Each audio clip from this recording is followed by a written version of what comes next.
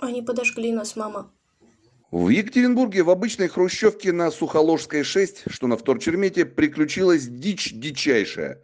Блондинка в розовой кофточке развела костерок под дверью соседской квартиры, в которой в этот момент находились двое малолетних детей и ни одного взрослого. Старшая девочка тут же позвонила маме, которая бросила работу и стремглав сорвалась домой, по дороге вызывая огнеборцев. Но их труды не погодились, ибо по картинке, снятой девочкой через глазок, видно, что следом за поджигательницей к двери подошел мужчина, ну, видимо, ее муж, и костер затоптал. По крайней мере, отражение огня в металлической двери напротив исчезло. По словам мамы, перепуганных поджогом детей, а, впрочем, дало от себятину, цитирую потерпевшую по паблику «Инцидент Екатеринбург». Когда приехали правоохранители, сосед с балкона кричал о расправе, что застрелит своих соседей.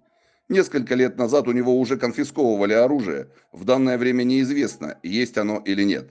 Данные факты произошедшего были зафиксированы органами. Одного из поджигателей забрали оперативники, а их двоих детей– ПДН. Но поджигательница уже к 3 часам ночи вернулась домой. Детей тоже вернули. На следующий день мужчина, находясь в состоянии опьянения, бил ногой в дверь потерпевшей и угрожал расправой. О том, что подожгут квартиры, они говорили и кричали на весь двор. Участковый был поставлен в известность, но ничего не предпринято. А впереди новогодние праздники. И как-то боязно и страшно, не знаешь, что ожидать от таких соседей. Конец цитаты.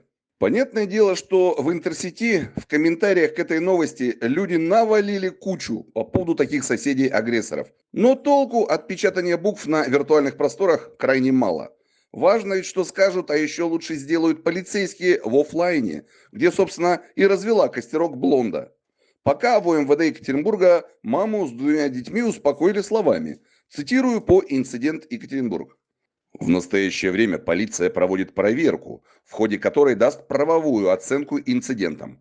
При повторении фактов агрессивного поведения правоохранители просят жильцов незамедлительно обращаться в дежурную часть для оперативного пресечения нарушений общественного порядка. Конец цитаты.